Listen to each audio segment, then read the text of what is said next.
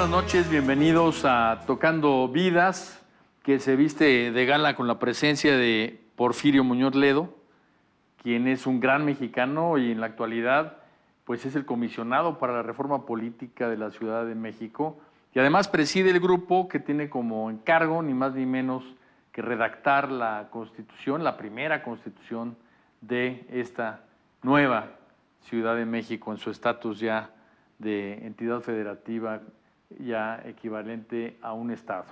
Pero antes de hablar de política, yo quisiera que habláramos de Porfirio Muñoz Ledo. Porfirio, dicen que tú eras nadador, que eras boxeador, que eras un gran atleta. Cuéntanos de esa vida que tuviste deportiva. Era muy mal atleta, pero muy constante. La historia es muy simple. Mi padre era profesor de educación física. Eso es. Y atleta olímpico. Entonces, pues tenía los medios, íbamos a los clubes y hice todo tipo de deportes. Destaqué un poco en natación, no demasiado, fue lo que dediqué más tiempo de mi vida. Gané un campeonato de box en la preparatoria y eso me dio cierta celebridad y jugué de todo. ¿Y en qué peso boxeabas? No era un peso muy bajo, yo tenía 44 kilos. ¿Qué edad? 17, digamos. El peso más bajo olímpico es Mosca Junior. Este era bajo de Mosca Junior, era paja. Pero pues no sabían pelear, eran chicos que pues se agarraban en la calle y yo tenía cierto entrenamiento, sabía cómo meter las manos y no me fue mal. Porfirio, ¿y cuándo fue la primera vez que ganaste un peso? O sea, que tuviste un trabajo remunerado. Yo a los 17 años, a esa misma edad. Fue en la Secretaría de Bienes Nacionales. ¿Lo que después fue Patrimonio Nacional? Lo que luego fue Patrimonio, en la calle de Moneda. Mi padre era amigo, como había sido deportista también, y que era el subsecretario encargado, me consiguió la plaza más baja, oficial cuarto. ¿Qué hacías? En la oficina de prensa me comisionaron. Yo iba a la escuela a 2 calles, en la Facultad de Derecho. Llegaba a checar a las 8 de la mañana, me iba a mi clase temprano.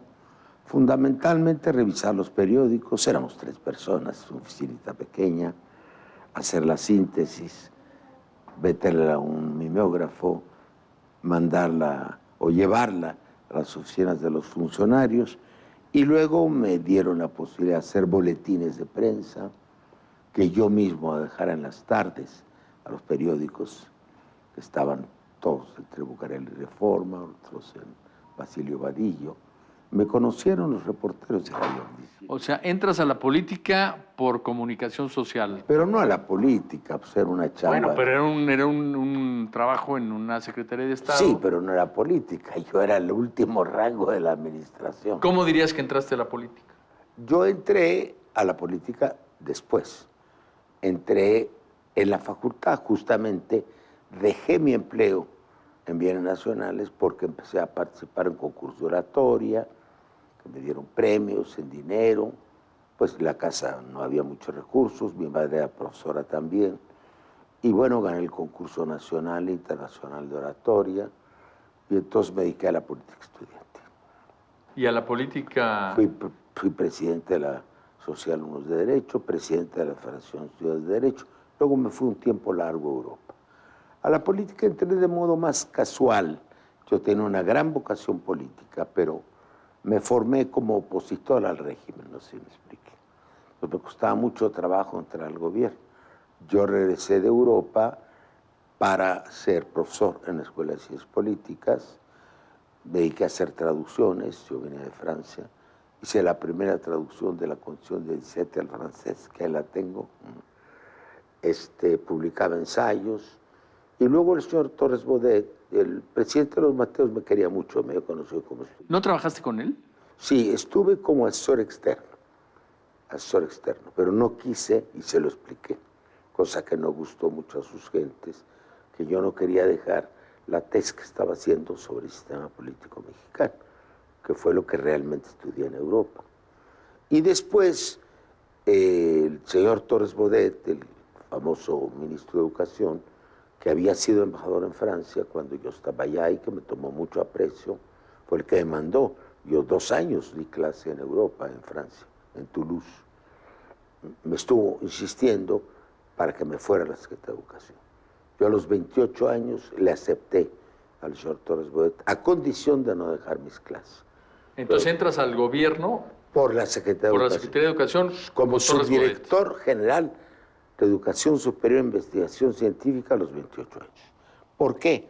Porque en Europa estaba de moda, cuando yo era estudiante, el primer gran proceso de reforma universitaria en Europa. Yo lo comentaba mucho con don Jaime. Entonces, él quería que yo trajera ideas a México sobre educación superior e investigación. Tú siempre has sido un modernizador, una persona de avanzada, opositor muchas veces a las cosas que no te parecen. ¿Qué piensas de esa línea de lucha permanente frente muchas veces a la cerrazón, a la ignorancia de muchos funcionarios públicos, a este contraste entre el deber ser, ¿no?, y la búsqueda de la carrera política? Depende de la época. Hubo épocas en el viejo sistema político donde hubo pluralismo. Porfirio, ¿cuál crees que haya sido, cuando menos en el régimen antiguo, llamémosle de alguna manera, el momento más plural de México? Yo creo que posiblemente el gobierno de Ávila Camacho, que él mismo llamó de unidad nacional, veníamos del cardenismo, de todas las grandes reformas, pero entramos a la guerra. Entonces él hizo un gobierno plural en lo ideológico, no partidista, con gente de izquierda, de centro, profesionistas muy distinguidos, y ahí trabajó el señor Torres Bodet. Yo alguna vez fui invitado en la Hacienda La Herradura a hacer un discurso en la memoria de Ávila Camacho. Y en la época moderna, ¿cuál crees que sea el momento más plural del país? Bueno, ahora es otro tipo de pluralidad. Entonces era la amplitud, digamos, la diversidad de un gobierno. Hubo muchos diputados jóvenes avilacamachistas que tuvieron una gran carrera política después, incluyendo, por ejemplo, ahora se habla del Carlos Madrazo, don Manuel Morono Sánchez, que hace un homenaje a él.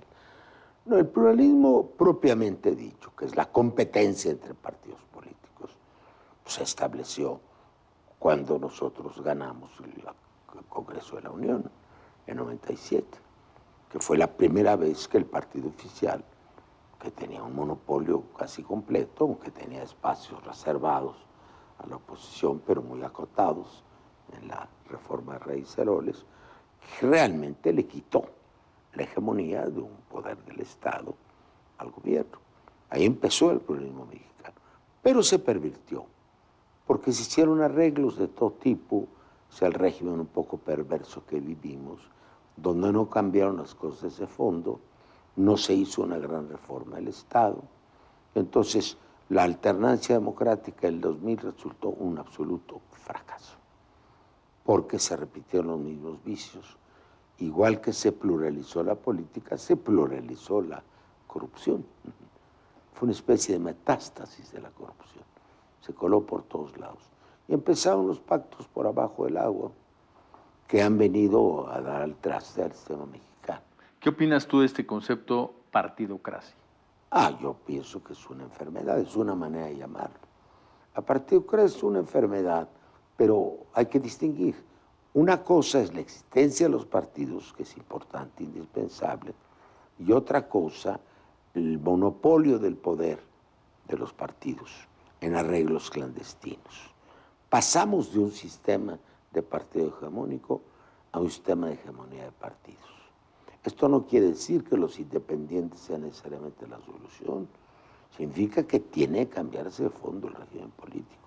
No se afectó el federalismo, no se hizo una reforma judicial. ¿Pero quién lo va a cambiar si hay ese arreglo popular? Movimientos sociales muy profundos y movimientos internacionales. Fíjate, en el momento actual, que hay tanto desprestigio del gobierno, están teniendo que rectificar en muchas cosas, ¿sí? Porque también hay una presión internacional fuerte. El nivel que tenemos de corrupción pues, es reconocido en todo el mundo, la violación de derechos humanos, y léete los principales periódicos del mundo, esta escena, hablabas de Justin Trudeau, del presidente Peña con Trudeau y con Obama, donde él dice que está contra el populismo y le contesta Obama, yo soy populista, quiero que la gente de abajo crezca y no estoy dispuesto a aceptar demandas contra la ley. Y entonces le dice Trudeau, yo soy maestro y le sugeriría platicar con los maestros. También la situación internacional del gobierno es muy difícil. ¿Y los partidos qué proceso interno deben de vivir para romper con esta concepción de la cultura de la corrupción? Primero, la transparencia. En el proyecto de Constitución del Distrito Federal, sin violentar la Constitución de la República, estamos estableciendo deberes a los partidos muy precisos. La transparencia. ¿Cuándo tendremos esa Constitución? La tendremos el 5 de febrero de 17, ya promulgada, esperamos, aniversario de la Constitución de 17. Por ejemplo, lo sabes, presidí yo la Comisión de la Reforma del Estado en 2000, ¿sabes? Nos propusimos un régimen semiparlamentario. Yo estoy en contra del régimen presidencial. Fue la base de la construcción del México moderno, la superación del caudillismo, digamos, la concentración del caudillismo, desde el general Díaz hasta el México revolucionario, pero es también la obediencia, el autoritarismo, el verticalismo. Yo estoy en favor de gobiernos semiparlamentarios o semipresidenciales. Muchas gracias, Porfirio. Gracias a ti. Tenemos que dar por terminado este programa y yo quisiera, Porfirio, Gracias, antes de Esteban. terminar este programa, felicitarte porque tengo entendido que hoy es tu cumpleaños. 83 años. Por si me hacían más joven. ¿Sí? Se te ve más joven y sobre todo mucho más vital que 83. Te felicito. Gracias, Esteban. Me da muchísimo gusto platicar contigo. Gracias, Porfirio. Y gracias a todos ustedes por habernos acompañado. Muy buenas noches.